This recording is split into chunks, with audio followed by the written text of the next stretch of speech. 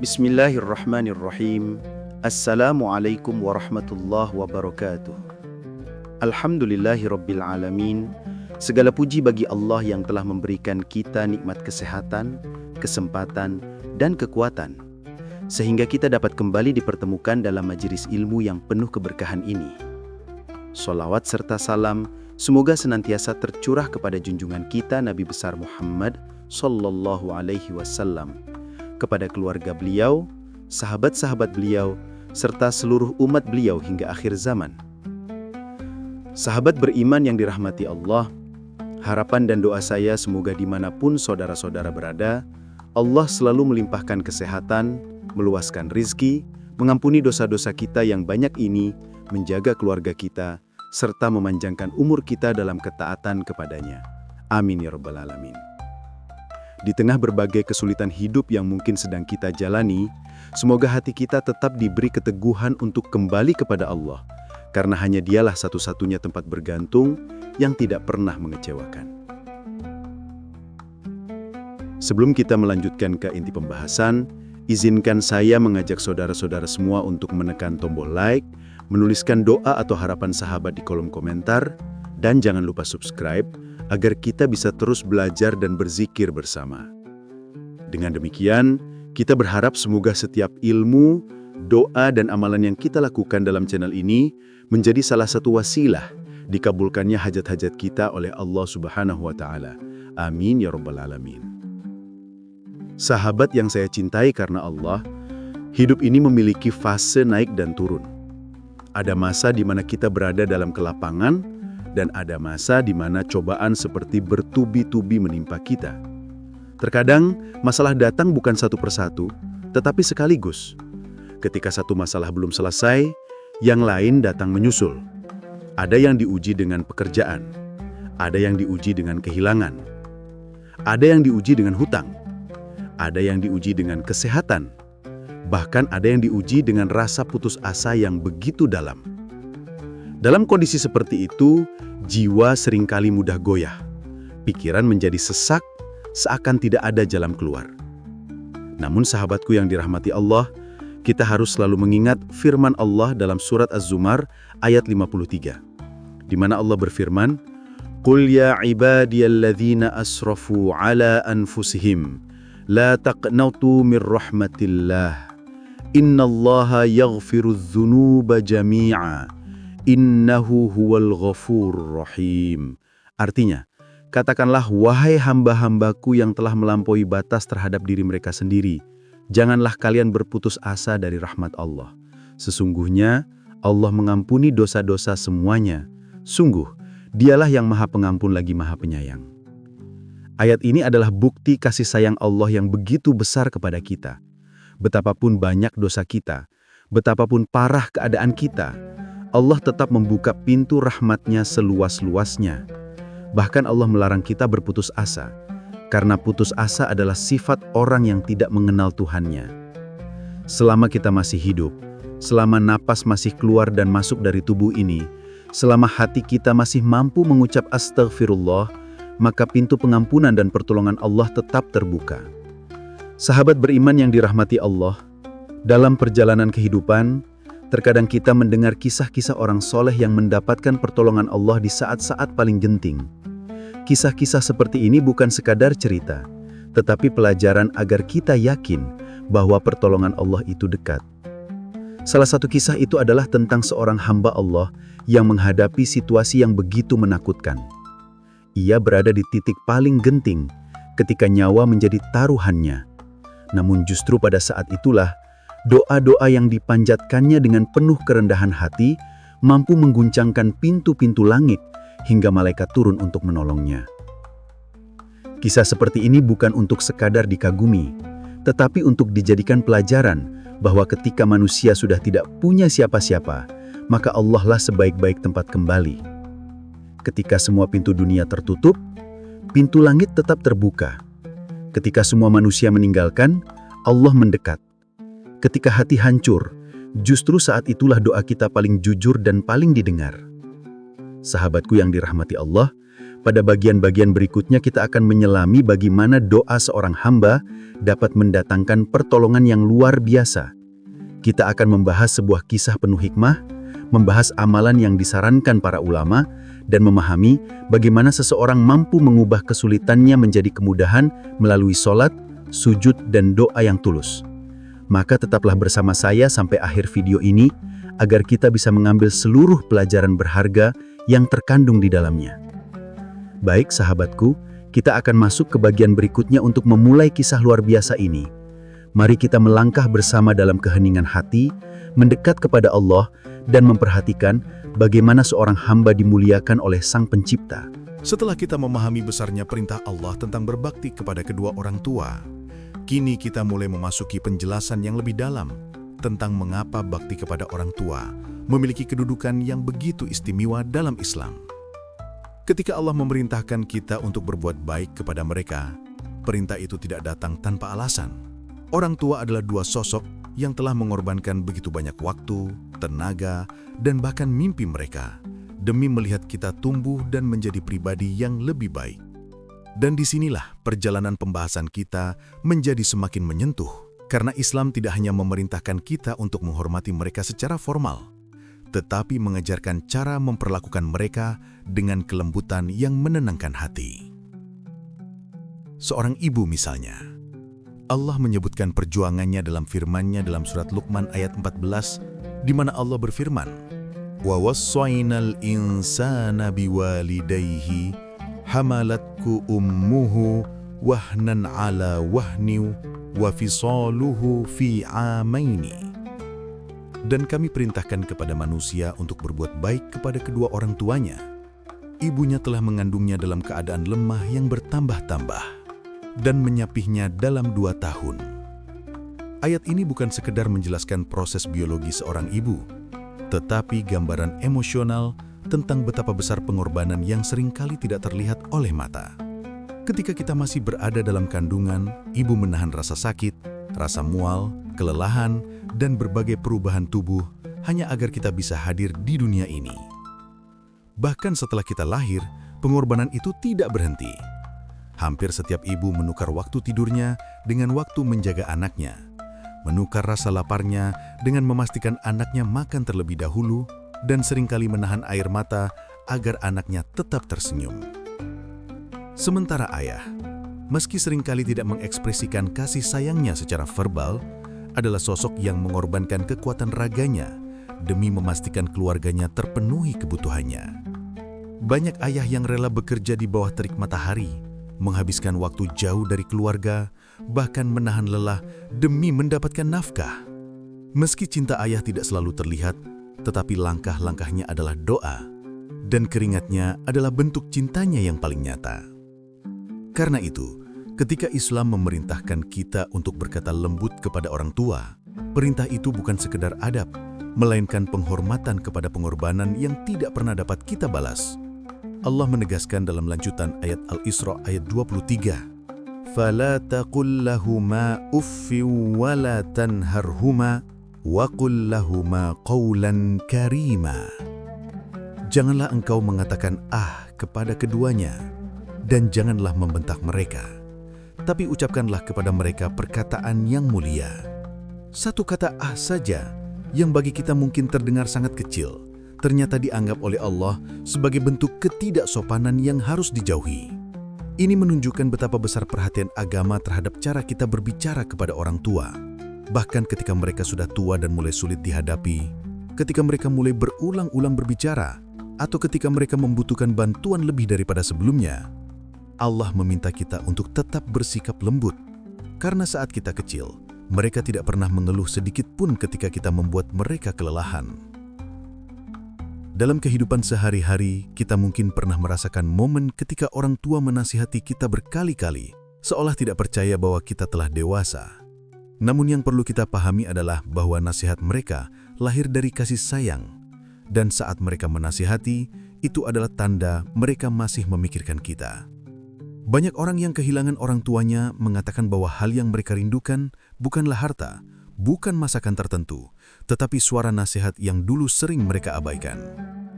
Bakti kepada orang tua bukan hanya tentang memenuhi kebutuhan fisik mereka, tetapi terlebih tentang menyentuh hati mereka dengan akhlak yang baik, kata-kata yang lembut, dan perhatian yang tulus. Kadang hanya dengan duduk di samping mereka, bertanya tentang kesehatan mereka, atau sekedar mendengarkan cerita masa muda mereka sudah menjadi amalan besar di sisi Allah. Karena apa yang mereka butuhkan ketika menua bukanlah hadiah mewah, tetapi kehadiran anak-anak mereka. Sebagian dari kita mungkin memiliki hubungan yang kurang harmonis dengan orang tua. Mungkin ada masa lalu yang menyisakan luka atau jarak yang tercipta karena kesalahpahaman. Namun Islam tidak mengatakan bahwa kita harus memiliki hubungan yang sempurna untuk berbakti. Justru disinilah letak kebesaran Islam. Ia mengajak kita memperbaiki keadaan, mendekatkan hati, dan membangun kembali jembatan yang pernah runtuh walaupun secara perlahan. Tidak ada hubungan yang terlalu rusak untuk diperbaiki ketika dilakukan dengan niat yang baik. Melalui semua penjelasan ini, kita dapat melihat bahwa berbakti kepada orang tua bukan sekedar kewajiban, tetapi sebuah perjalanan spiritual yang dapat memperbaiki diri kita sendiri. Saat kita bersikap lembut kepada mereka, Allah akan melembutkan hati kita. Saat kita memuliakan mereka, Allah akan memuliakan hidup kita. Dan saat kita mendoakan mereka, Allah akan menghadirkan keberkahan dalam langkah kita.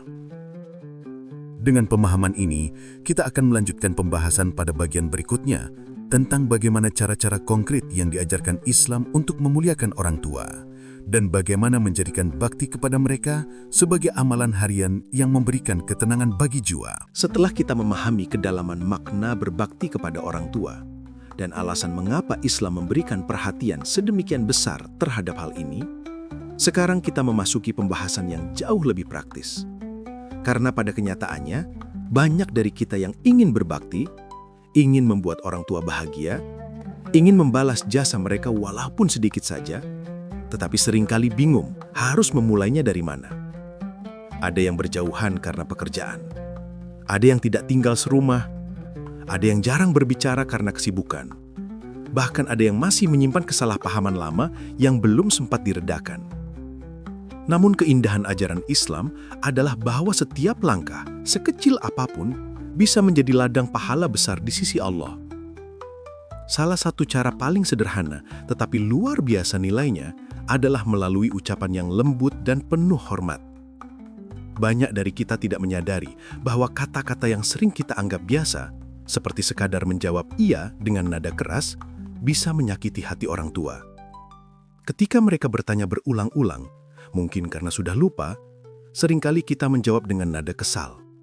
Padahal saat kita kecil, merekalah yang menjawab pertanyaan kita yang tidak terhitung jumlahnya tanpa pernah menunjukkan rasa bosan. Ketika kita mulai berjalan dan jatuh, mereka tidak marah, tetapi justru mengangkat tubuh kecil kita dan berkata, "Tidak apa-apa, coba lagi."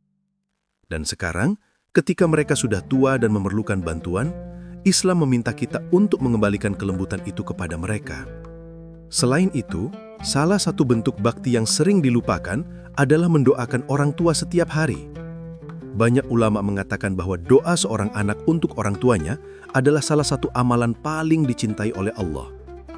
Bahkan, doa tersebut tetap menjadi pahala yang terus mengalir meskipun orang tua telah tiada. Allah mengajarkan kepada kita sebuah doa yang sangat indah dalam Al-Quran. Rabbirhamhuma kama rabbayani saghira. Wahai Tuhanku, sayangilah kedua orang tuaku sebagaimana mereka telah menyayangiku ketika aku kecil. Doa ini bukan sekedar rangkaian kata, tetapi ungkapan cinta terdalam dari seorang anak yang menyadari bahwa seluruh hidupnya berawal dari pengorbanan dua manusia yang tidak pernah meminta balasan. Ketika kita membaca doa ini, kita seolah mengingat kembali setiap pelukan mereka, setiap air mata yang tidak pernah mereka tunjukkan, setiap malam tanpa tidur yang mereka lalui agar kita tetap sehat dan aman. Dan saat doa itu mengalir dari lisan kita, ada ketenangan yang tidak dapat dijelaskan dengan kata-kata. Bakti kepada orang tua juga bisa diwujudkan melalui perbuatan kecil seperti menyediakan waktu untuk mengunjungi mereka, menelpon mereka sekedar menanyakan kabar, atau mendengarkan cerita-cerita lama yang mungkin sudah berulang-ulang. Tidak ada satupun dari hal tersebut yang sia-sia. Bahkan Imam Ahmad mengatakan bahwa menghibur hati orang tua termasuk amalan yang lebih utama daripada ibadah sunnah tertentu. Karena ketika orang tua tersenyum karena kita, senyum itu menjadi doa yang kembali kepada kita dalam bentuk keberkahan hidup. Namun tidak bisa dipungkiri bahwa ada sebagian orang yang memiliki hubungan kurang harmonis dengan orang tuanya. Mungkin pernah terjadi pertengkaran besar, mungkin ada masa lalu yang membuat hati terluka, atau mungkin ada jarak emosional yang terbentuk selama bertahun-tahun. Dalam keadaan seperti ini, Islam tetap membuka pintu untuk memperbaiki keadaan. Allah tidak menuntut kita untuk langsung memperbaiki segalanya sekaligus, tetapi memulai dengan langkah-langkah kecil. Mengirim pesan, menanyakan kabar, atau sekadar mendoakan mereka diam-diam tanpa sepengetahuan mereka, semuanya termasuk bentuk bakti yang mulia. Ada sebuah kisah tentang seorang pemuda yang merasa sangat sulit untuk dekat dengan ayahnya karena hubungan mereka dingin sejak dulu. Namun suatu hari, ia memberanikan diri mengantar makanan ke rumah ayahnya. Tanpa banyak bicara, ia hanya meletakkan makanan itu lalu pergi. Meski sederhana, ayahnya menangis di dalam rumah karena merasa diperhatikan. Dari satu langkah kecil itu, hubungan mereka perlahan membaik dan akhirnya menjadi lebih hangat daripada sebelumnya. Kisah ini mengajarkan bahwa pintu perbaikan tetap terbuka selama kita mau melangkah. Dalam banyak kasus, kita lupa bahwa waktu tidak berhenti. Orang tua yang hari ini masih bisa berjalan, mungkin suatu saat perlu dipapah. Yang sekarang masih bisa memasak, mungkin suatu saat tidak mampu lagi berdiri lama. Yang hari ini masih bisa tersenyum, mungkin suatu hari hanya terbaring menunggu kita datang. Dan saat itu tiba, penyesalan terbesar bukanlah tentang apa yang kita lakukan, tetapi tentang apa yang tidak kita lakukan. Karena itu, selama masih ada waktu, selagi mereka masih hidup, selagi Allah masih memberikan kesempatan, mari kita gunakan setiap momen untuk berbakti kepada mereka. Kita semua ingin Allah memudahkan hidup kita, membuka pintu rezeki, menenangkan hati, dan melapangkan segala urusan. Salah satu kunci terbesar keberkahan itu adalah ridho orang tua. Rasulullah Shallallahu Alaihi Wasallam bersabda bahwa ridho Allah bergantung pada ridho orang tua dan murka Allah bergantung pada murka orang tua.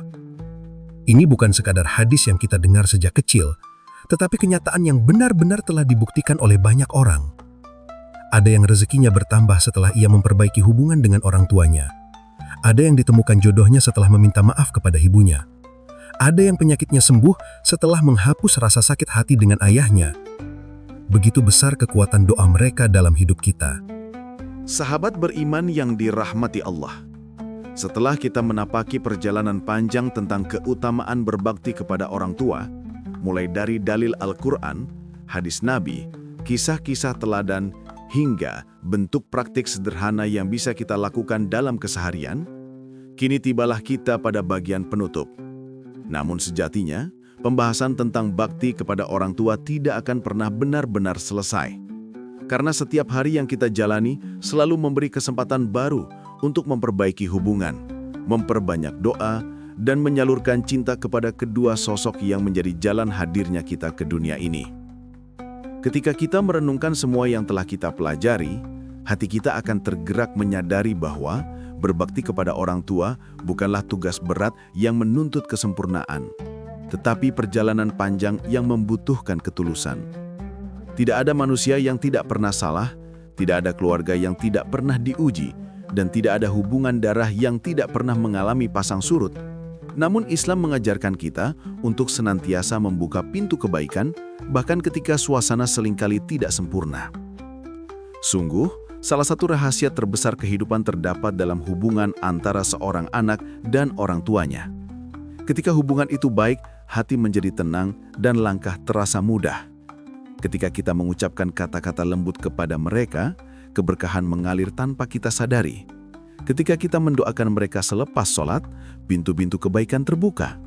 Dan ketika kita meminta maaf kepada mereka atas kesalahan yang mungkin tidak kita sadari, Allah seringkali mengganti dengan kemudahan yang tidak terduga. Karena ridho mereka adalah ridho Allah. Jika orang tua kita masih hidup, maka inilah kesempatan terbaik untuk menunjukkan cinta dan penghargaan. Kita tidak perlu menunggu momen besar untuk membahagiakan mereka.